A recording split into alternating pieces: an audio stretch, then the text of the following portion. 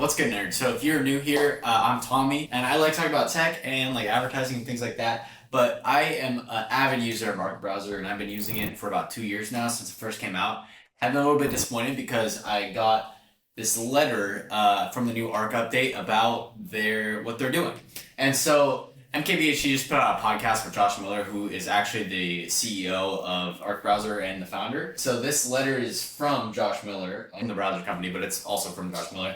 It's talking about basically what's going on and why they're switching and what's going to happen to Arc. So in this video, I'm going to talk about this letter and also what I predict is going to happen and kind of what Josh said would happen as well. Because I listened to that podcast. And if you've been using Arc Browser for a little bit, I would suggest listening to what Josh has to say about it if you have the time. I mean, it's about an hour long, so definitely not a quick listen. But it is pretty interesting to hear his thoughts about it, especially when I feel like Arc used to be super transparent about what they're doing and like I don't know. They used to put out updates every week and they used to also have YouTube videos. And so it's a little bit disappointing in the fact that they don't do that anymore and they sort of left everyone in the dark about the browser. But Josh does talk about why they left everyone in the dark.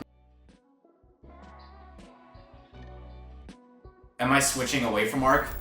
Not yet, especially on my Mac. On Windows, I don't use Arc, but I do use Arc on my Mac and I probably will stick with it for now. Everything's on Arc for me. But I did put out a video on Zen browser, so if you're curious about that, you can check that out in the iCard. But when I tried it, close second to Arc. So we're gonna take a look at this letter and see what's up. So basically in this letter, they say, "Dear Arc members, you're probably wondering what happened. One day we were all in on Arc, then seemingly out of nowhere, we started building something new called Dia. From the outside, the pivot might look abrupt. Arc had real momentum, people loved it, but inside the decision was slower and more deliberate than it may seem.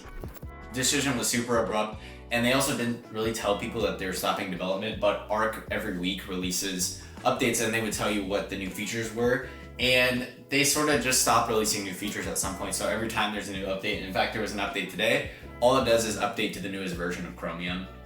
So nothing really going on too much. I mean, obviously they still have people working on it because otherwise it probably wouldn't work with like the Mac OS updates and stuff, but it works, I guess. But they talk about basically what they got wrong. Like they sort of apologize saying that they kind of like they're sort of backtracking on Arc, which is something that I personally don't understand. They're saying that like they wish they stopped sooner, like working on Arc.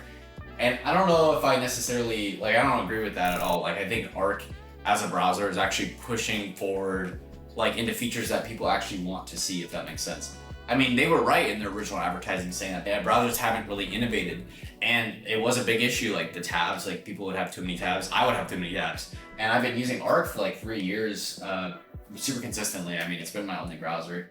Now, me personally, I haven't had too many issues, but a lot of people I've seen have had issues with like the battery drain and stuff on MacBooks. But for me personally, I haven't seen any of that. And I did so they talk about the Arc Max rollout and like integrating AI into the browser. And I think they did a pretty good job. I sort of don't, like I use AI, it's not like I don't ever use AI, but I don't like when certain things push AI too hard on you. And I think a good example of this is Microsoft Copilot. Like Microsoft Copilot, if you use Windows, it's like completely ingrained in the system to the point where it's annoying. Like I don't want AI every 10 seconds. Like I want to go seek it out, you know? It's like if Apple, every time you did like the search, like command space, like every time you did that, they would search Google instead of your OS first, which like, it's like, I don't want that, you know, it's working against something that I'm trying to do actively. And I think computers should just aid like a tool, and that includes AI as well. I don't think AI should be doing everything for me. You know what I'm saying? Like I think that Arc did it in a great way. Now, this Dia browser, I believe, is still closed source. I do have access to it. So if you're curious about that, drop a comment. I will make a video about it if people want to see Dia browser. But in my opinion, it's not a browser. It's a research tool. And so in the podcast, Josh Miller, and also in this letter, they talk about how they think that the future of browsers is chatbots, essentially. Like instead of like Googling something, you're just going to go to like ChatGPT. Now, I agree with this. Like, I think this will happen, but I think that it's a different kind of experience. Like, they're discounting the fact that people use browsers to interact with websites instead of just getting information from them. So, like, for example, even uploading this video to YouTube, I would not want to interact with a chatbot at all. I want to go to YouTube Studio and then upload it. You know, like no chatbot, no AI has to be part of that process. That's something that I could do 10 times faster than an AI could. And so like an AI, I don't even think could do that for me. That's sort of what they're missing here. So this Dia browser that they're developing for it, again, when I say it's a research tool, it's cool. You can reference other tabs. So when you're looking at stuff, you can basically say like, take all this information and it'll upload every tab that you have and all the notes you have into a ChatGPT window. And then, well, it's not ChatGPT, it's like the Dia browser thing. And it'll give you a response or generate stuff and you can take notes on that.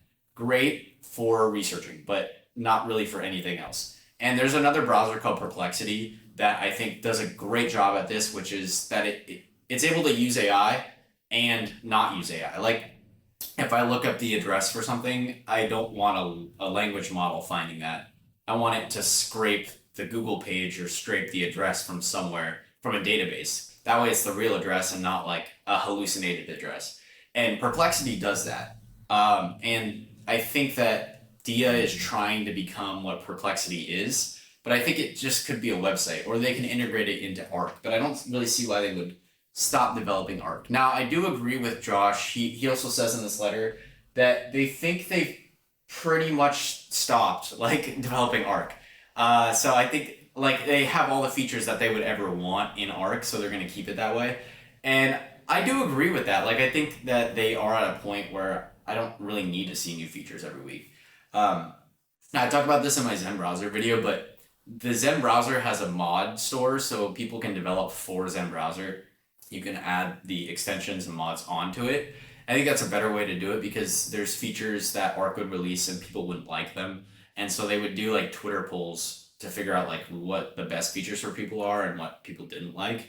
So there was features that came and went and came and went. And I think the mod store would be the way to go. They sort of think Arc is a novelty, which I disagree. Like it actually has improved my productivity and I've like told all my friends about it. And like a lot of people, like when they saw it, they're like, oh, I'm going to start using this. This is great. Like for hyper organized people or even people who just have too many tabs. Like I think, especially if you deal with computers every day, like it's such a better experience than having Safari windows open and stuff. I know the cause of why they're doing this, I think what's happening is Arc is venture capital based. So all the money that they make to develop and run their company is essentially by investors.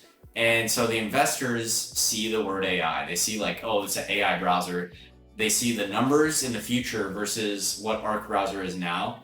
And this has been a constant issue. I mean, Josh Miller has talked about it in videos before. How are they going to monetize? Like, how are they going to make money from this product? Because at the end of the day, they are a business. It's not like a solo developer. It's not even a really small team. They have grown to a pretty big sized team. I believe it's like around 50 people.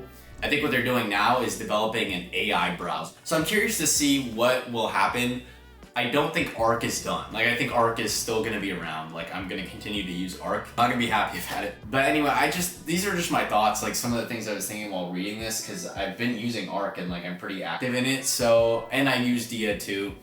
And so we'll just see where this all goes. But as of now, I'm not deleting Arc, but I'm definitely not as excited for the Arc updates in the future. Like now it's something that I use, but I'm not necessarily like, oh wow, this is so cool, like it's really innovative. I mean, it is innovative and it's nice, but I think stopping development on it really just doesn't make sense. I mean, they have a huge user base now.